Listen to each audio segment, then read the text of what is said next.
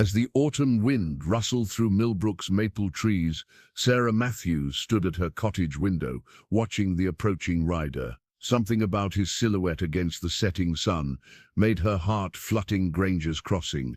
A bankrupt surveyor was about to make the purchase that would expose everything. What started as a public humiliation at a frontier auction took a shocking turn when she paid 50 cents for a collapsed bridge and came face to face with a conspiracy that had already killed her father.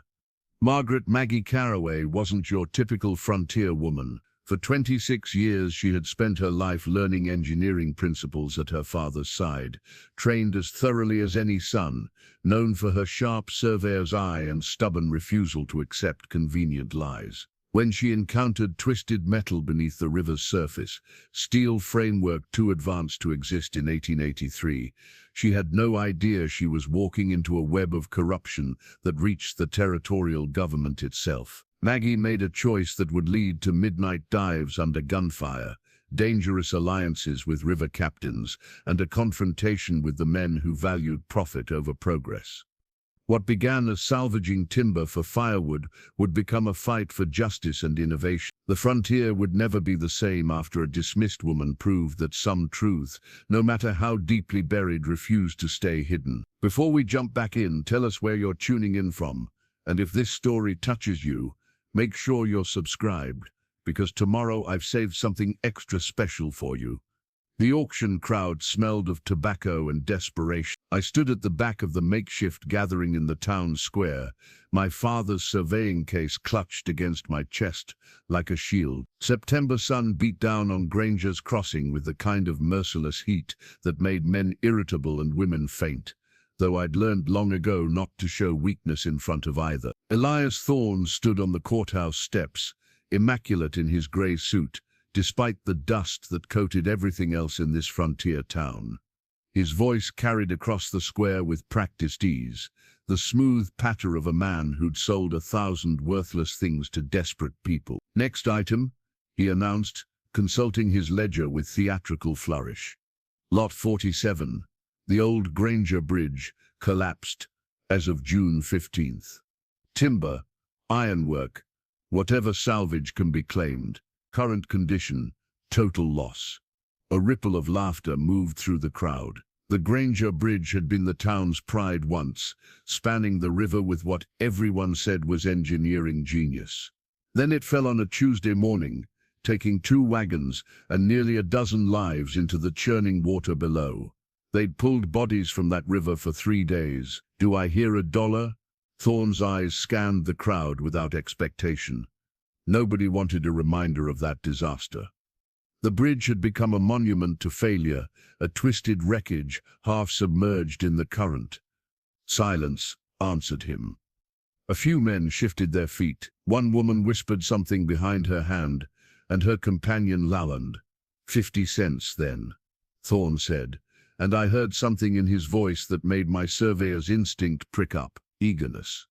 He wanted that bridge gone, wanted someone to take it off his books and out of his concern. Surely the timber alone is worth 50 cents.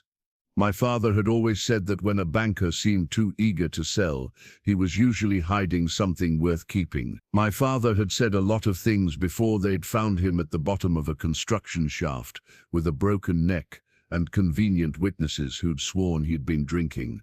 50 cents, I called out, and the crowd turned to stare. I'd known a woman didn't speak at auctions, not in Granger's crossing. A woman certainly didn't bid on industrial salvage. But I'd sold the last of my mother's silver candlesticks that morning, and 50 cents was all I had left in this world, besides my father's tools and the worn dress on my back, though she'd sworn never to let another man affect her that way again. Elias Thorne found me in the crowd, and his expression shifted through surprise to something approaching relief. "Miss Carroway," he said, and there was that eagerness again, barely concealed beneath his professional veneer. 50 cents to the lady. Do I hear 75? Nobody spoke. The crowd had found something more entertaining than a routine auction. They'd found someone to mock. "She's going to build a bridge," someone muttered loud enough to hear. Laughter rippled outward. Maybe she shall collapse it better than the men did, another voice added. Thorne's gavel came down hard. Sold to Miss Margaret Carroway for 50 cents. Pay the clerk, ma'am, and the salvage rights are yours.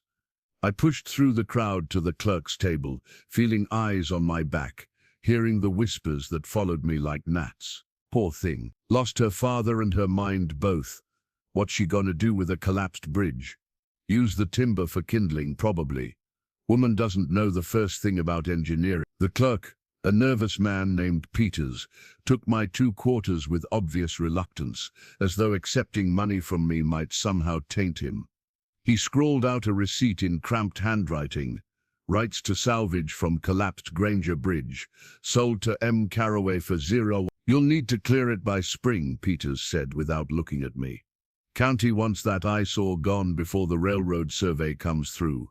I folded the receipt into my pocket. Then I'd better get started. Elias Thorne appeared at my elbow as I turned to leave, and his cologne, something expensive and out of place in this dusty town, made my nose wrinkle. Miss Carroway, he said, his voice lowered to a confidential tone. A word, if you please. I stopped but didn't turn to face him fully. My father had taught me to watch a man's hands during business dealings, and Thorne's were moving too much, adjusting his cufflinks, smoothing his lapels, nervous gestures from a man who made his living staying calm. I want to be certain you understand what you've waved. Thorne continued. That bridge is dangerous. The current underneath is treacherous. I'd hate to see you, that is. I'd hate for there to be another accident. How thoughtful, I said, meeting his eyes. They were pale blue, the color of skim milk, and they wouldn't hold my gaze. I'll be careful. Perhaps you'd consider reselling the rights. He produced a leather wallet. I could offer you, say, $2. A tidy profit for no work at all. 4 times what I'd paid for a collapsed bridge nobody wanted. For salvaged timber that would take weeks of dangerous work to retrieve. That's generous, Mr. Thorne, I said slowly, but I think I'll keep what I bought. Something flickered across his face, anger perhaps, or fear. Then his professional mask slipped back into place. Of course, just thought I'd offer. Good day, Miss Carroway. He walked away quickly, and I watched him go, my mind already working through the mathematics of his offer. Why would a banker offer $2 for something he'd been desperate to sell for 50 cents? What was Elias Thorne so eager to keep people away from? I walked home through streets that felt both familiar and hostile. Granger's Crossing had been my home for 26 years, but since my father's death 3 months ago, it had become a different place. The men who'd once nodded respectfully now looked through me. The women who'd once invited my mother to quilting circles now crossed the street to avoid conversation. My father's house, my house now, though the bank would claim it soon enough, sat at the edge of town, a simple structure with a workshop behind it. I'd grown up in that workshop, learning to read measurements before I could read books, understanding load calculations before I understood poetry. My father had believed that a mind was a mind, regardless of whose skull contained it, and he'd trained me as thoroughly as he would have trained a son. That night, I spread my father's old surveys across the dining table, searching through years of careful documentation, railroad grades, bridge stress calculations, geological assessments, the accumulated work of a brilliant engineer who'd died too soon and too suspiciously. And there, in a survey dated 5 years earlier, I found his notes on the Granger Bridge. Something's not right with the foundation specs, he'd written in his careful hand. Weight distribution doesn't match the visible support structure. Either someone's cutting corners, or there's something under that bridge they don't want discovered. My father had underlined that last sentence 3 times.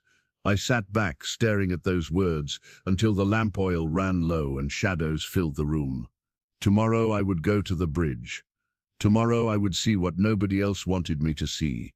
Tomorrow I would find out why my father had died. The river sounded different at dawn, gentler, somehow as though the water itself hadn't fully woken yet. I stood on the western bank where the bridge approach had once been, watching early light paint the ruins in shades of rust and shadow. The Granger Bridge. What remained of it sprawled across the river like the skeleton of some massive beast. Wooden support beams jutted from the water at broken angles. Iron bolts and metal framework created a twisted sculpture that spoke of catastrophic failure. The main span had collapsed entirely, leaving only the approaches on either bank and a treacherous scatter of debris in the current between. I'd brought my father's surveying equipment, tools I knew as well as my own hands, the transit theodolite, the measuring chains, the plumb bob that had belonged to his father before him. I'd also brought rope, my heaviest boots, and a determination that felt like the only solid thing in my chest. The official report had blamed structural failure caused by spring flooding, excessive weight on weakened supports. An unfortunate accident in an industry full of them. Nobody had questioned it publicly, though my father had left margin notes throughout his copy that read simply no.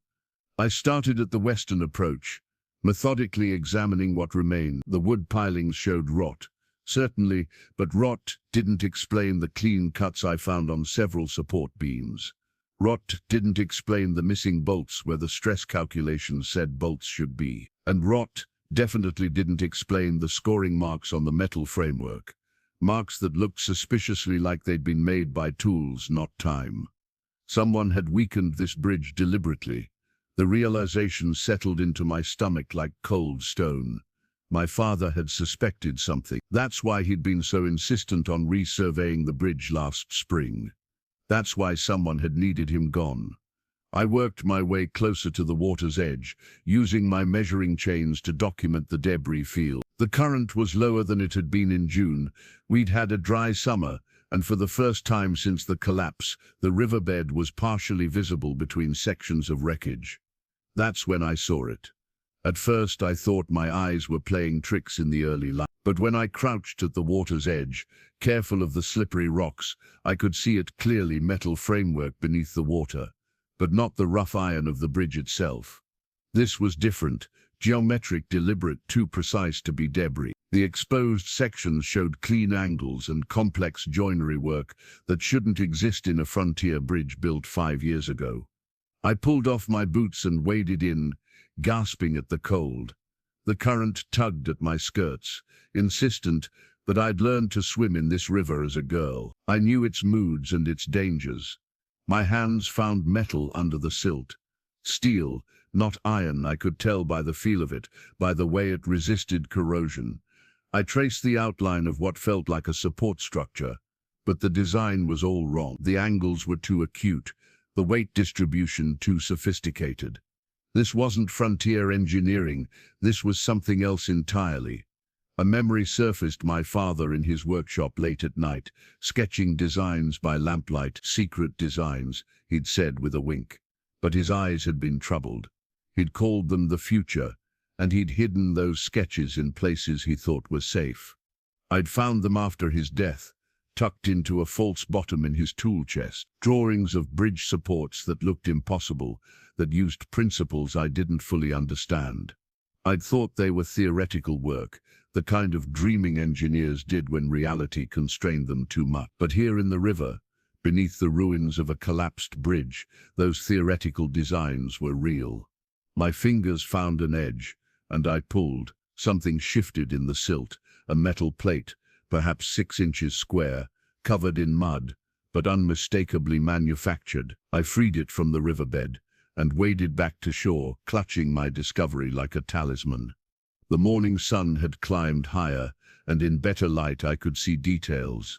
The plate was steel, precisely machined, with bolt holes in a pattern that matched nothing in standard bridge construction, and stamped into one corner, barely visible beneath the tarnish, were initials J.C. and S.D. Jacob Carroway and Silas Duval. My father and his former partner. Whatever was buried under this bridge, they'd built it together. And then someone had hidden it so thoroughly that they destroyed the bridge itself to keep it secret. The river current picked up as I stood there, morning wind, pushing the water into whitecaps. Debris shifted with a grinding sound, metal on stone, and I realized how dangerous this investigation was going to be. The wreckage was unstable, the current unpredictable. I would need help from someone who knew this river better than anyone. I would need Nora Pike. Nora Pike's trading boat, the Resolute, sat moored at the downstream dock like a sullen grey hound. She was loading cargo when I arrived, crates and barrels that smaller operations ferried between settlements when the big steamboats couldn't be bothered. I'd seen her around town for years, a sharp-eyed woman with rope-burned hands and a reputation for speaking her mind regardless of consequences. She looked up as I approached, and her expression suggested she'd rather see just about anyone else. "Miss Carroway," she said, not pausing in her work, "I heard you bought the bridge. News travels fast. News about foolishness always does." She hefted a crate with practiced ease. "Let me guess you want to hire my boat. I need someone who knows the river currents around the bridge ruins. And I need customers who pay cash money, not surveyors' dreams." She fixed me with a look that was equal parts assessment and dismissal. "I run a business, not a charity for bankrupt land survey families." The bluntness stung because it was accurate. My father's death had left me with nothing but debts and questions, and everyone in Granger's Crossing knew it. "I can pay," I said, which was almost true if I counted selling my father's spare instruments. "And I can offer you a percentage of whatever salvage value we recover." Nora snorted. "Salvage value? That bridge is worthless. That's why you got it for pocket change. Then why are you worried about taking my money?" I stepped closer, lowering my voice. "I found something this morning, Miss Pike. Something in the riverbed beneath the bridge. Metal framework that shouldn't exist. Steel construction that's too advanced for anything built in this territory." That got her attention. Nora's hands stilled on the rope she was securing, and her sharp eyes studied my face for signs of delusion or deceit. "Show me," she said finally. I produced the metal plate from my canvas bag. In full daylight, the precision of its manufacture was even more obvious. Nora took it, turned it over in her calloused hands, and let out a low whistle. "Where exactly did you find this?" "Northwest corner of the main span collapse. There's a whole structure down there, Pike, hidden under the bridge, embedded in the riverbed itself. I need to map it, document it, understand what it was for." "And then what?" Nora handed the plate back. "You think anyone's going to care about some buried metalwork?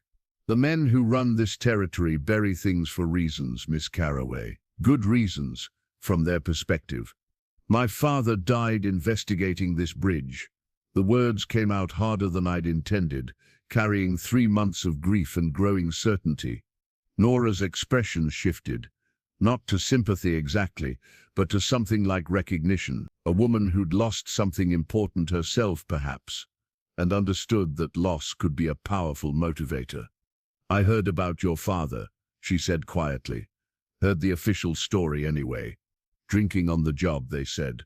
My father didn't drink, not ever. His father died drunk, and he swore off it completely.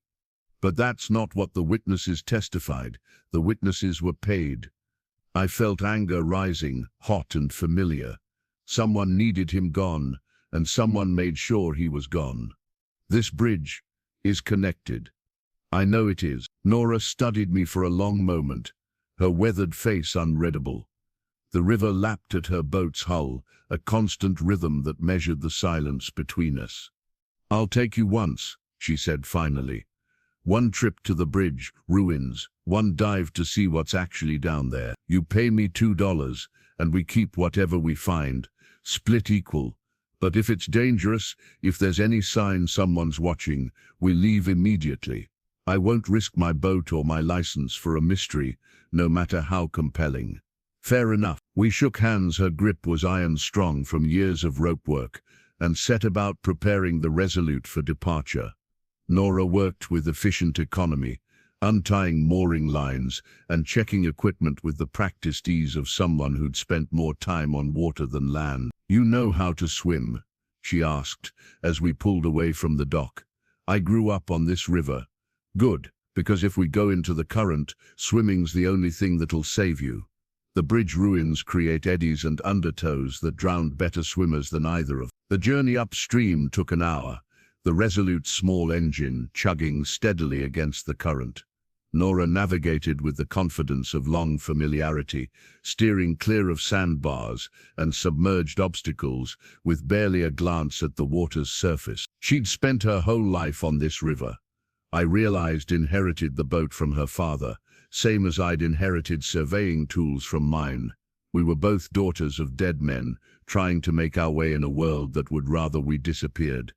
The bridge ruins came into view as we rounded a bend. In the harsh noon light, they looked even more ominous than they had at dawn, a monument to either incompetence or malice, depending on which truth you believed.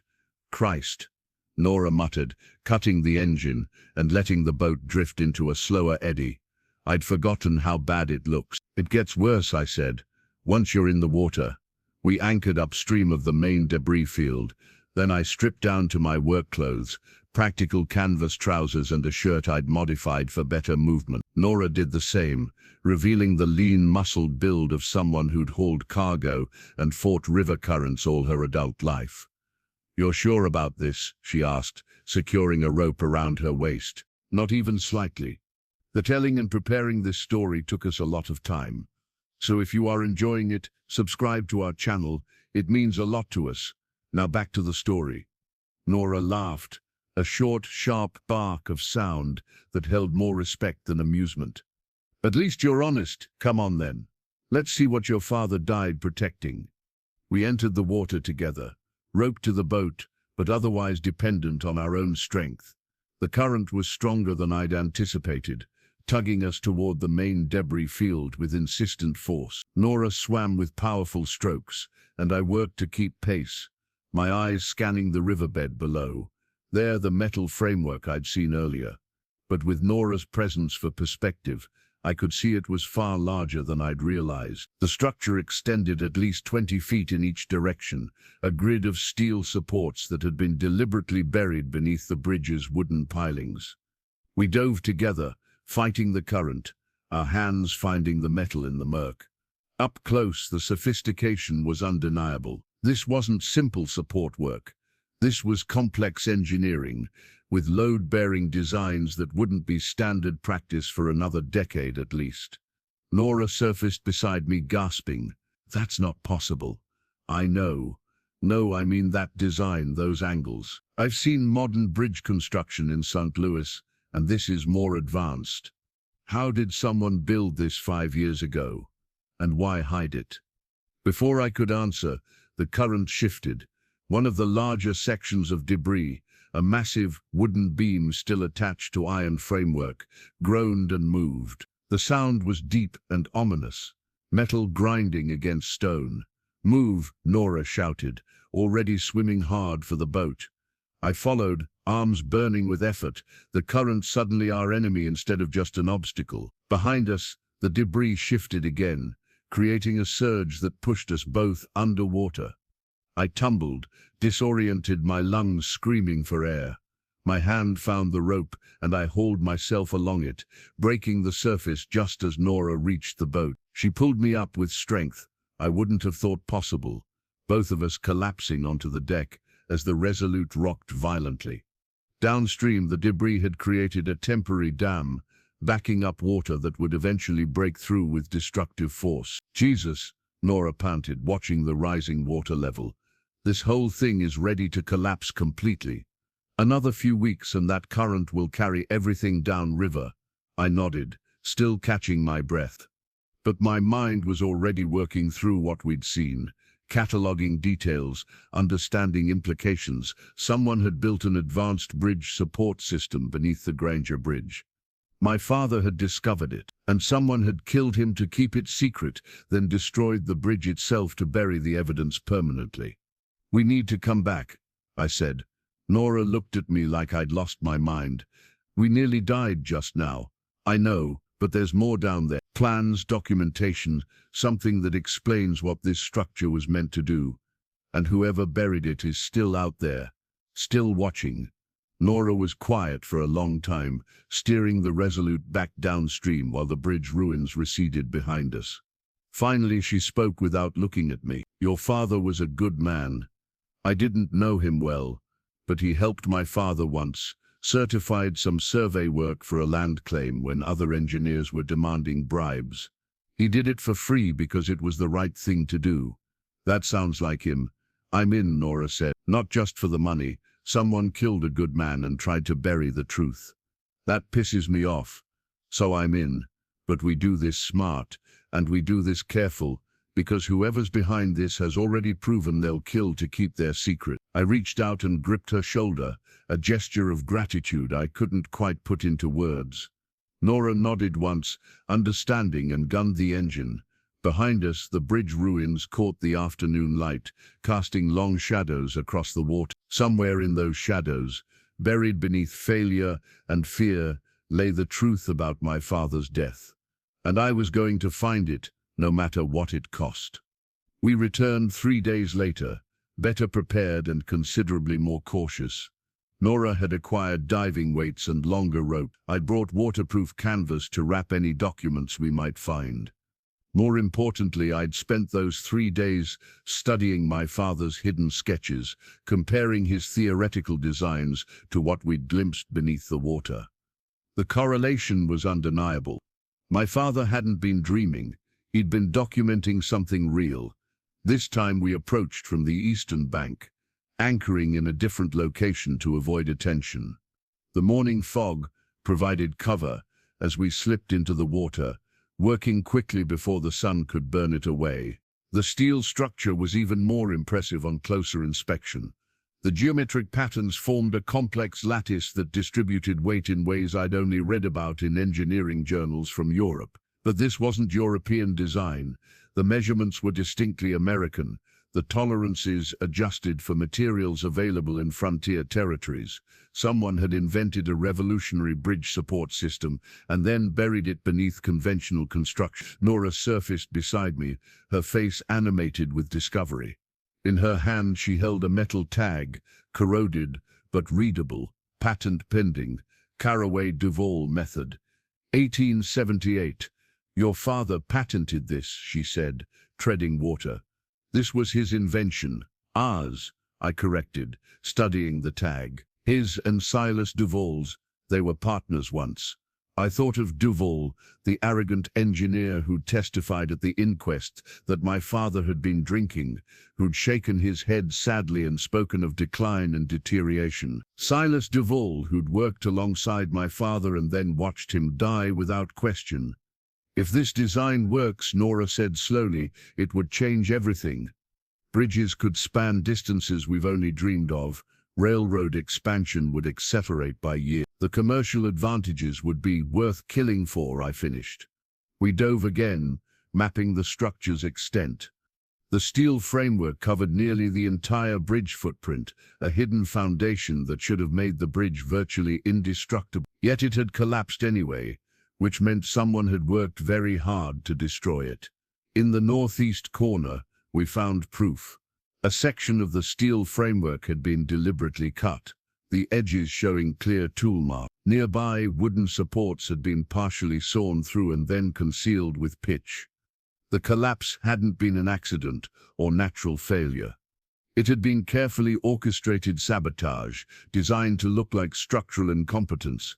My father must have discovered the tampering. That's why he'd been so insistent on additional surveys, why he'd argued with the territorial authorities, why he'd died before he could present his evidence. We surfaced again, both breathing hard. The sun had burned away the fog, leaving us exposed on the open water. Nora's eyes swept the shoreline with practiced weariness. Someone's watching, she said quietly. I followed her gaze and saw movement on the western bank, a figure on horseback too far away to identify but close enough to observe. They sat there for a long moment, then turned and rode toward town at a deliberate pace. Not fleeing, just reporting. Word's going to spread, Nora said. If it hasn't already, the crazy Carroway girl and the riverboat captain, digging around in the ruins, Thorne will hear about it by nightfall. Good, I said, surprising myself with the vehemence. Let him hear, let him worry. But as we loaded our evidence onto the Resolute and headed downstream, I felt the weight of what we'd discovered. This wasn't just about my father anymore. This was about progress deliberately suppressed, innovation buried because it threatened the wrong people's interests. That night, working by lamplight in my father's workshop, I sketched what we'd found. The steel lattice structure, the geometric load distribution, the revolutionary design that my father and Duval had created together. It was brilliant work that should have made them famous, that should have transformed frontier engineering. Instead, it had gotten my father killed and driven Duval into complicity with murderers. Sheriff Daniel Holt appeared on my doorstep the next morning, his weathered face troubled. He'd been sheriff for 15 years, a steady presence in a territory where lawmen often didn't last 15 months. My father had respected him, though he'd never quite trusted him. "Miss Carroway," he said, removing his hat. "Might I have a word?" I invited him into the workshop, where my sketches still lay scattered across the table. Holt's eyes found them immediately, and something in his expression tightened. "I heard you've been investigating the bridge ruins," he said carefully. "Diving into dangerous wreckage, disturbing what's left. Documenting what's there," I corrected. "There's a difference." "Is there?" Holt moved closer to the table, studying my drawings. "Looks to me like you're stirring up trouble that's best left buried. Your father. My father was murdered." The words hung between us, sharp and irrevocable. Holt's jaw tightened, but he didn't contradict me. "That's a serious accusation," he said finally. "The inquest ruled it an accident. The inquest was a farce. You know it, I know it, and everyone who testified at it knows it. My father didn't drink, Sheriff. He never drank, but 3 men swore they saw him drunk on the job, and you accepted their testimony without question. I accepted the evidence presented. You accepted convenient lies. I grabbed the metal tag we'd recovered. This was my father's pet, his invention buried beneath a bridge that was deliberately destroyed to hide it. Someone killed him to keep this secret, and someone paid those witnesses to make his death look like negligence." Holt stared at the tag for a long moment. When he finally met my eyes, I saw something I hadn't expected: guilt. "Miss Carroway," he said quietly, "there are forces in this territory more powerful than you understand. Men with money, connections, influence. They can make problems disappear, and the people who create those problems along with them. Are you threatening me, Sheriff? I'm warning you. For your own good, leave this alone. Sell your salvage rights back to Thorne. Take whatever money he offers and move on with your life, because if you keep pushing, you won't like where it leads." "It already led to my father's grave," I said. "How much worse can it get?" Holt had no answer for that. He left without another word, and I watched him ride back toward town, wondering how many compromises a good man could make before he stopped being good. I didn't have long to wonder. That afternoon, Silas Duval himself came calling. I'd seen him around town since my father's death, always at a distance, always looking prosperous in his tailored suits and expensive boots. He'd aged well, his silver hair lending him an air of distinguished competence. The kind of man territorial governors consulted, the kind of engineer who designed important projects, the kind of man who could make a fortune if revolutionary designs never reached the market. "Margaret," he said, using my first name with a familiarity he hadn't earned, "I heard you've been exploring the bridge ruins. I wanted to offer my assistance."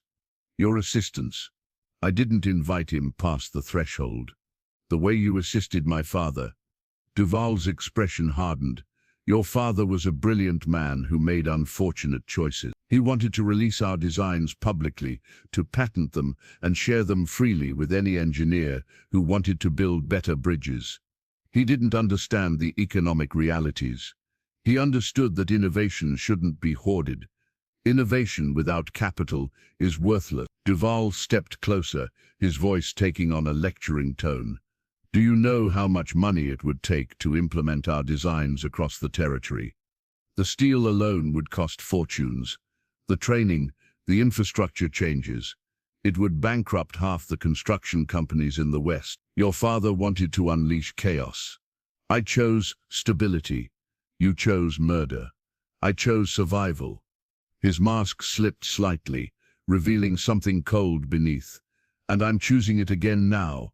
Whatever you found in that river, whatever you think you understand, it's beyond your comprehension. You're playing with forces you can't control, Margaret. Men's work, men's decisions. My father's work, I said, which makes it mine now. Your father's work died with him. The patents were never filed. The designs were never completed. All you have are fragments and fantasies, and evidence of sabotage, and proof that the bridge was destroyed deliberately, and witness testimony from a riverboat captain about the structure beneath the water. Duval's face went pale. You can't prove anything, can't I? The cut marks on the steel framework, the partially sawn supports. The fact that a revolutionary design was buried beneath inferior construction and then destroyed when it might be discovered. That tells a story, Mr. Duval. A story about men who valued profit over progress. He stared at me for a long moment, and I saw fear mixing with anger in his eyes. Then he turned and walked away, his parting words carried back on the wind. You're making a mistake, the same mistake your father made. It sounded like a threat. It sounded like a confession. Nora insisted we wait until midnight for our next dive. If Duval threatened you this afternoon, she reasoned, they'll be watching at dawn and dusk. Nobody expects mad women at midnight. She wasn't wrong. We approached the bridge ruins in complete darkness, navigating by feel and moonlight, the Resolute's engine barely audible above the river's constant murmur. We're looking for documentation, I reminded her. Plans, correspondence, anything that proves the conspiracy. The physical evidence is compelling, but we need something that ties Thorne and Duval directly to the sabotage, and preferably something that doesn't involve drowning, Nora added. I'm getting attached to breathe. We'd brought waterproof lanterns designed for underwater salvage work, expensive tools I'd obtained by selling my father's theodolite, which had hurt more than I'd expected. But we needed light to find what we were looking for. The water was colder at night and more hostile. The current seemed to resent our presence, tugging at our clothes and equipment with malicious intent. But we pressed on, following the steel framework to its deepest point. That's where we found the crates. They were sealed containers, heavy wood reinforced with metal bands, partially buried in the silt near the bridge's foundation. Someone had hidden them deliberately, weighting them down to keep them submerged even when the river ran low. Nora and I worked together, our lanterns creating strange dancing shadows as we freed the first crate from decades of accumulated sediment. It took all our combined strength to maneuver it to the surface, and we were both gasping by the time we hauled it onto the boat deck. Whatever's in here, Nora panted. It better be worth it. I pried open the lid with a crowbar, and we both leaned in to see. Inside, wrapped in oilcloth and remarkably preserved, were documents, engineering plans, correspondence, financial records, the entire paper trail of the Carroway Duval bridge design. And more than that, there were letters from Elias Thorne, discussing payments and necessary delays. There were memos from territorial officials expressing concern about premature innovation, disrupting established contracts. There were even notes in Duval's own handwriting, calculating how much money they stood to lose if my father's designs became public. This is it, I breathed, carefully unfolding a letter dated 2 weeks before my father's death. This proves everything. That's when we heard the horses. Riders on the eastern bank, at least 4 of them, approaching at speed. Nora and I exchanged one quick glance, then moved with synchronized urgency. She fired up the engine while I secured the crate, both of us working against time we didn't have. They're armed, Nora called out, and I saw she was right. The moonlight glinted off rifle barrels. The first shot hit the water beside us. The second splintered the Resolute's railing. Hold on! Nora gunned the engine, sending us lurching downstream as more shots cracked through the night. I crouched behind the cargo hold, protecting the crate with my body, my heart hammering against my ribs. We rounded the first bend with bullets still chasing us, the Resolute straining against the current. Behind us, the riders were trying to keep pace along the shoreline, but the river's twisting path gave us advantage. "They're going to be waiting downstream," Nora shouted over the engine noise. "We can't go back to the regular dock. The old lumber landing," I called back. "North side past Miller's Bend."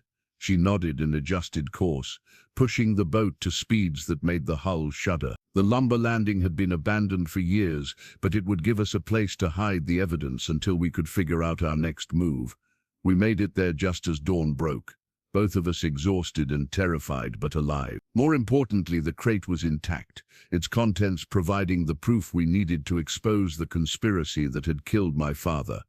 I chose the town square for my confrontation with Elias Thorne. If he wanted to hide his crimes in shadows, I would drag them into sunlight. It was market day, the square crowded with farmers and merchants, housewives and children, perfect witnesses. I arrived carrying a selection of documents from the recovered crate, and I'd asked Nora to spread word that Margaret Carroway had something interesting to say about the bridge collapse. Curiosity drew a crowd. Gossip always did. Thorne appeared within minutes, flanked by two men I recognized as the witnesses who'd testified about my father's drinking. His expression was carefully neutral, but I saw tension in his shoulder. "Miss Carroway," he said loudly, playing to the crowd, "I heard you wanted to speak with me. I wanted to show you something," I replied, equally loud. I held up the engineering plans. "These are patent documents for a revolutionary bridge design, created by my father and Silas Duval. The design was so advanced it would have handled frontier construction forever." The crowd pressed closer, interested now. I saw Sheriff Holt at the edge of the square, watching but not intervening. "I'm not sure what this has to do with," Thorne began. "I'm getting there." I produced another document. "This is a letter from you to Silas Duval dated March 1883. In it you discuss how much money you'd lose if Carroway's ridiculous innovations became public knowledge. You outline a plan to delay implementation indefinitely and ensure the designs never reach patent office." Thorne's face had gone rigid. "That's a private correspondence. You have no right. I have every right. These documents were hidden beneath the bridge you sold me for 50 cents. The bridge that collapsed, killing a dozen people. The bridge that was deliberately sabotaged to hide evidence of this conspiracy." Murmurs rippled through the crowd. I pressed my advantage. "My father discovered the sabotage. He was going to expose what you'd done, not just burying innovative designs, but destroying a bridge and endangering lives to cover your tracks. So you had him killed and called it an accident." "This is slander." Thorne's composure cracked. "Sheriff Holt, arrest this woman." But Holt didn't move. He stood at the edge of the square, his face troubled, one hand resting on his gun belt, but making no move to draw. "Show him the letters, Sheriff," I said. "Show him the evidence, or are you going to look the other way one more time?"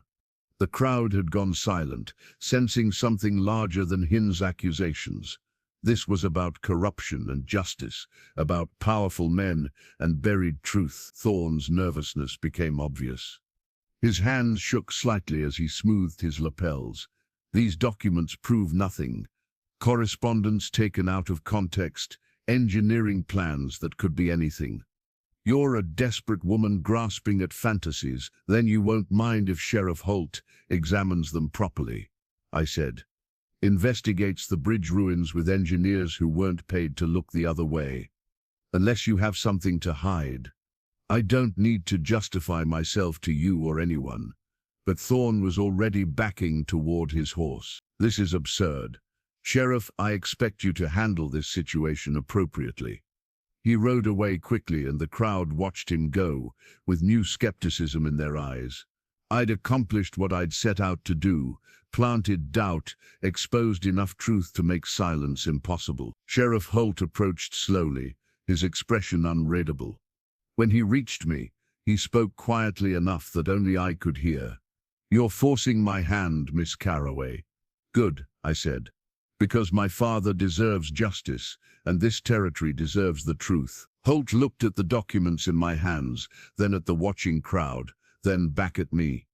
I saw him make a decision, saw the moment when years of compromise finally gave way to conscience. "Bring everything you've got to my office," he said, loud enough for witnesses to hear. "It's time we had a proper investigation into that bridge collapse." It wasn't a complete victory, but it was a beginning. I should have known Silas Duvall wouldn't give up so easily. He found me at the river 3 days after my confrontation with Thorne, just as dawn painted the eastern sky in shades of amber and rose. I'd come alone, foolishly, in retrospect, to take final measurements of the hidden structure before Sheriff Holt's official investigation began. "Your father would be ashamed of what you've done," Duvall said from behind me. I turned slowly, keeping my surveying tools between us. He stood 20 feet away, no longer wearing his expensive suit. His clothes were travel-worn, his face unshaven, a man on the run, or preparing to be. "My father would be proud," I replied. "I'm finishing what he started. You're destroying what we built together." Duvall moved closer, and I saw genuine anguish in his expression. "Margaret, you don't understand. Your father and I created something revolutionary. Yes, but revolution has consequences. The existing railroad contracts, the construction companies, the territorial development plans, everything depended on controlled progress. Releasing our designs would have caused economic chaos. So you buried innovation to protect profit. I protected livelihoods, jobs, families." His voice carried conviction that sounded almost sincere. "Your father saw it differently. He believed progress justified any disruption. He wanted to give our designs away freely, let any engineer with ambition build bridges that would bankrupt established firms and destabilize the entire frontier economy. He believed in making things better. He believed in being right more than being wise." Duvall stopped a few paces away. "That last day, at the construction site, he'd discovered what we'd done to the bridge. The sabotage. He was going to expose everything, destroy years of careful planning. I tried to reason with him, Margaret. I truly did. My heart went cold. You were there. When he died, it was an accident." But Duvall's eyes told a different story. "We argued. He threatened to go to the authorities that very afternoon. Someone, I don't know who, panicked. Your father fell, or was pushed. It happened so quickly, you let them call him a drunk. You testified against his character. I testified to protect myself, to protect the future." Duvall's mask was crumbling, revealing desperation beneath. "But I can make it right. Join me, Margaret. Take your father's place in this enterprise. We'll credit him posthumously. Share the patents. Ensure his legacy. You'll have money, influence, recognition, everything you've been denied because of your gender. Everything except my integrity. Integrity is a luxury that starving people can't afford." He took another step closer. "Thorne is finished. His influence is crumbling, but the designs still exist, and the patents can still be filed in our names, yours and mine. We can control how this innovation enters the market, make fortunes while protecting the economic stability your father would have destroyed." For just a moment I understood the temptation. Money, security, vindication, everything I'd lost when my father died. Everything that society said a woman like me could never achieve alone. Then I thought of my father's body at the bottom of that shaft, and the dozen people who died when the bridge collapsed, and the future generations who'd been robbed of progress because greedy men wanted to control the pace of change. "No," I said simply, "my father's work belongs to the world, not to men like you." Duvall's expression hardened. "Then you're as foolish as he was." That's when I saw the movement behind him, 3 men emerging from the trees along the riverbank, rough men with weapons, the kind who asked no questions if the pay was adequate. "I'm sorry, Margaret," Duvall said, but he was already backing away. "You've forced this, just like your father did." I ran. The river was my only option. Dangerous, unpredictable, but familiar. I dove into the current as the first shot rang out, the icy water stealing my breath. Behind me I heard shouting, more gunfire. the splash of pursuit. The current grabbed me immediately, dragging me toward the bridge ruins. I fought to keep my head above water, struggled to angle toward the opposite bank. But the men had spread out along the shore, cutting off escape routes. Something hit my leg, debris or a bullet. I couldn't tell, and pain exploded through my calf. The current pulled me under, and I tumbled through murky water filled with twisted metal and broken wood. My lungs burned, my vision darkened at the edges. This was how I would die, in the same river that had claimed so many others, defending the same truth that had killed my father. Then hands grabbed my collar, hauling me upward. I broke the surface, gasping, coughing water, barely conscious. Nora Pike's face swam into focus above me, her expression fierce. "I told you not to come alone," she snarled, dragging me toward the Resolute. "I told you they'd try something. You followed me. Someone has to keep you alive long enough to finish this." She pulled me onto the boat deck with strength, born of desperation. On the shore, Duval's men were reloading, preparing for another volley. But then new riders appeared, Sheriff Holt and 4 deputized men, approaching at a gallop with weapons drawn. Federal investigation.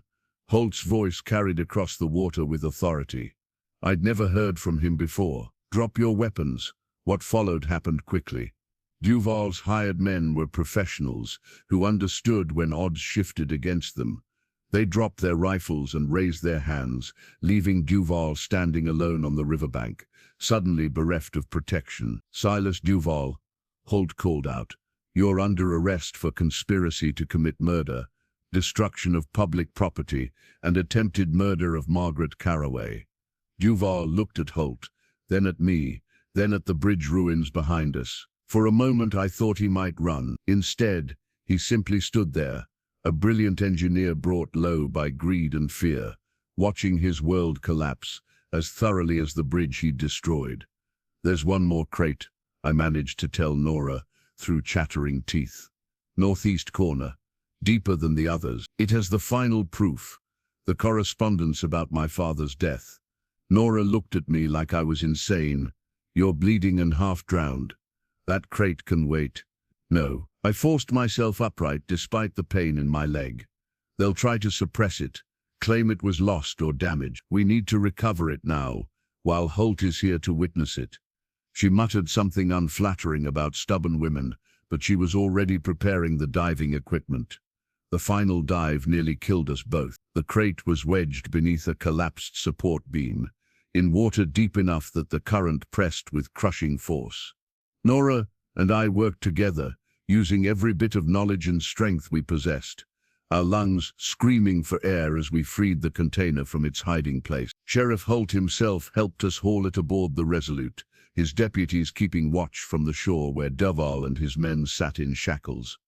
The sun had climbed high by then, burning away the morning mist, illuminating everything in harsh and unforgiving light. "This better be worth it," Holt said, eyeing my bloodied leg with concern. "You need a doctor. I need justice more." I pried open the crate with shaking hands. Inside, wrapped in multiple layers of oilcloth, were the final pieces of the puzzle. Letters between Thorne and Duval discussing the Carroway problem. Telegrams arranging the accident that would silence my father.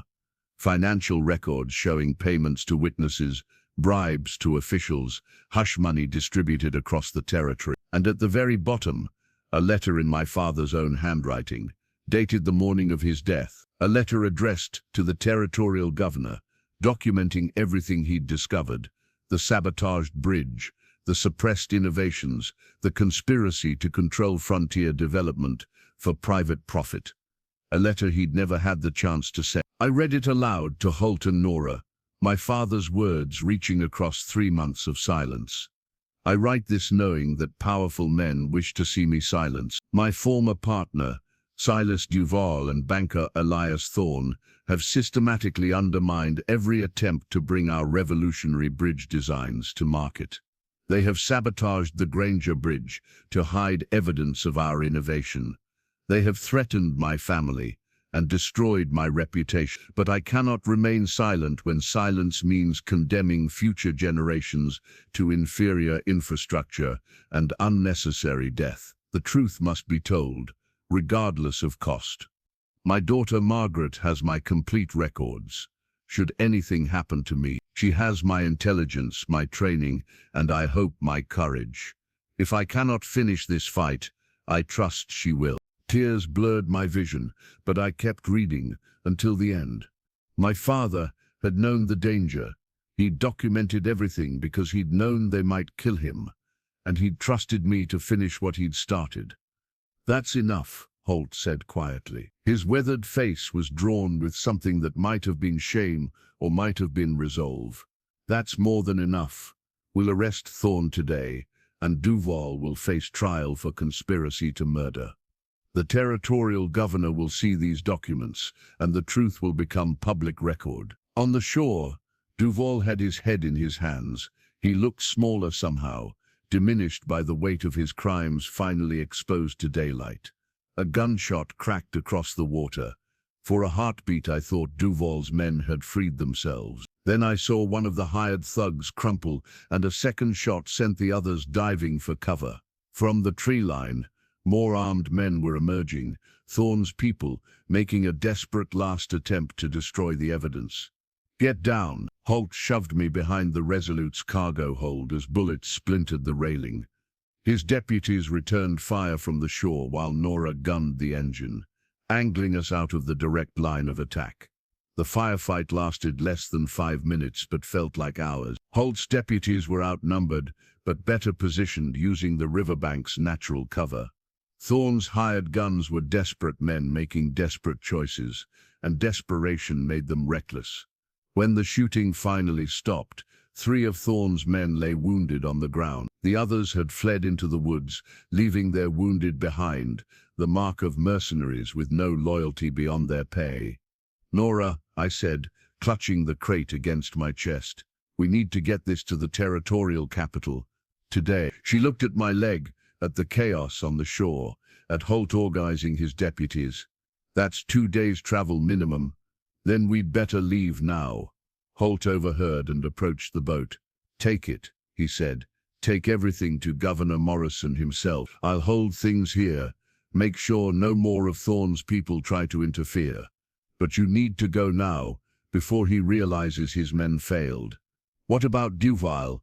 He'll be waiting in my jail when you return, along with whatever's left of Thorne's influence." Holt met my eyes, and I saw genuine resolve there.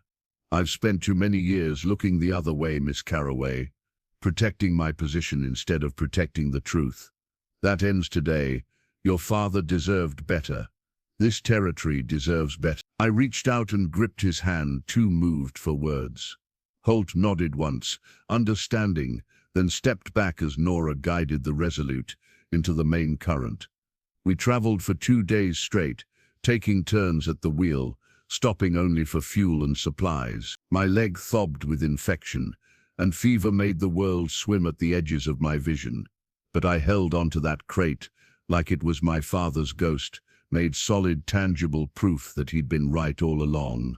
Nora kept me conscious, with water and determination. "You don't get to die before finishing this," she informed me. "I've invested too much effort keeping you alive, practical as always," I murmured, but I smiled despite the pain. On the morning of the 3rd day, we reached the territorial capital. The governor's mansion rose above the city like a promise of justice, white columns gleaming in the autumn sun. Governor Thomas Morrison was a practical man who'd built his reputation on rooting out frontier corruption. When Sheriff Holt's urgent telegram had arrived the day before, he'd cleared his schedule to hear what I had to say. I laid out the evidence methodically, despite my fever and exhaustion. The engineering plans showing revolutionary bridge designs, the correspondence proving conspiracy, the financial records documenting bribes and payoffs, my father's final letter, the patent applications that had been deliberately suppressed. Morrison listened without interruption, his shrewd eyes moving from document to document.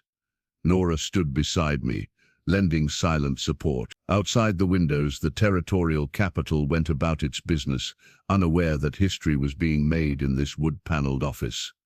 "This is extraordinary," Morrison said finally. "If these designs work, and I'll need engineers to verify them, they represent a leap forward in infrastructure development.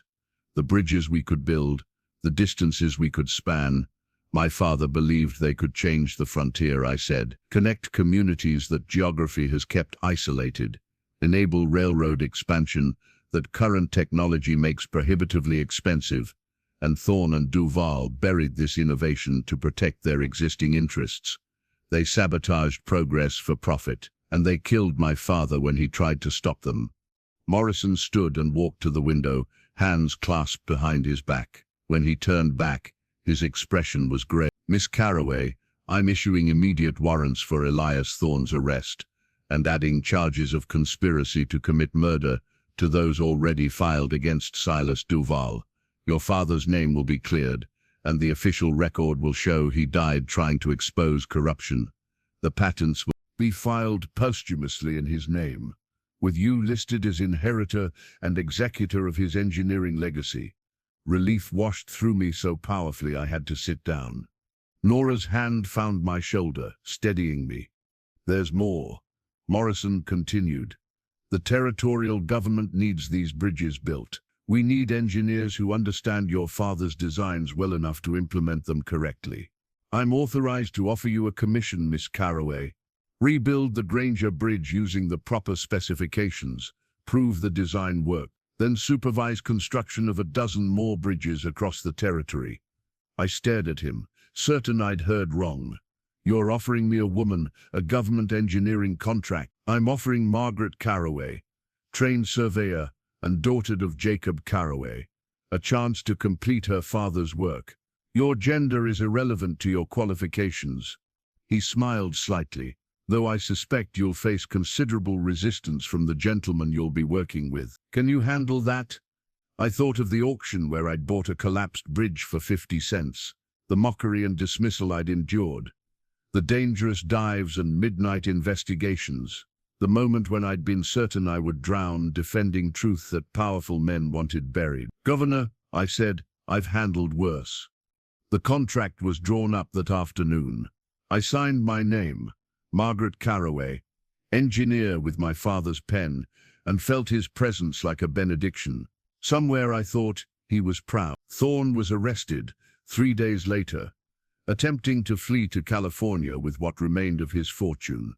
He fought the charges vigorously, hiring expensive lawyers and calling in favors from corrupt officials. But the evidence was overwhelming, and public sentiment had turned decisively against him. The man who'd foreclosed on struggling families and profited from suppressed innovation found himself facing justice at last. Silas Duval accepted a plea arrangement. In exchange for testimony against Thorne and other conspirators, his sentence was reduced from hanging to 20 years hard labor. I attended his sentencing, wanting to look him in the eye one final time. "Your father was the better man," he said to me afterward, shackled and headed for the territorial prison. I convinced myself that pragmatism justified betrayal, that stability excused murder. I was wrong. "Yes," I said simply, "you were." He was taken away, and I never saw him again. The Granger Bridge rose from the ruins over the following year. Using my father's revolutionary designs, incorporating the hidden steel framework that had survived sabotage and suppression, we built a structure that would stand for generations. The bridge was stronger, lighter, and more elegant than anything the frontier had seen before. Engineers came from across the territory to study its construction, to learn the principles my father and Duval had pioneered before greed corrupted their partnership. I stood on that bridge the day it officially opened, Sheriff Holt and Nora Pike beside me. The governor himself attended the ceremony, praising my father's vision and the courage required to expose corruption. "This bridge connects more than riverbanks," Morrison told the assembled crowd. "It connects past to future. It proves that innovation suppressed cannot remain buried forever." That truth, however, inconvenient to powerful men, will eventually rise to the surface. Nora nudged me with her elbow. He's talking about you, you know. You're the one who dug up the truth. We dug it up, I corrected. I couldn't have done this alone. No, she agreed, but you started it. You bought a collapsed bridge for 50 cents and found what no one else was brave enough to look for. Sheriff Holt cleared his throat, looking uncomfortable with sentiment. Your father would be proud, Miss Carroway, of the bridge, and of you. Just Maggie, I said. After everything we've been through together, I think we can dispense with formalities. He smiled, a rare expression on his weathered face. Just Holt then, and I'll be keeping a closer eye on frontier corruption from now on. Turns out a badge doesn't mean much if you're not willing to use it for justice. As the crowd dispersed and wagons began crossing the new bridge, testing its strength, I walked to the center span and looked down at the river below. The current still flowed with that same relentless power, hiding secrets in its depth, carrying away the detritus of failed enterprises and broken dreams. But some secrets, I'd learned, were meant to be discovered. Some truths demanded exposure, regardless of how deeply they'd been buried. And some bridges, both literal and metaphorical, were strong enough to survive any attempt to destroy them. My father had believed that engineering could change the world, that bridges weren't just structures, but statements of human ambition and connection. That progress belonged to everyone, not just the powerful few who wanted to control it. Standing on his bridge, our bridge now, I finally understood what he'd been trying to teach me all along.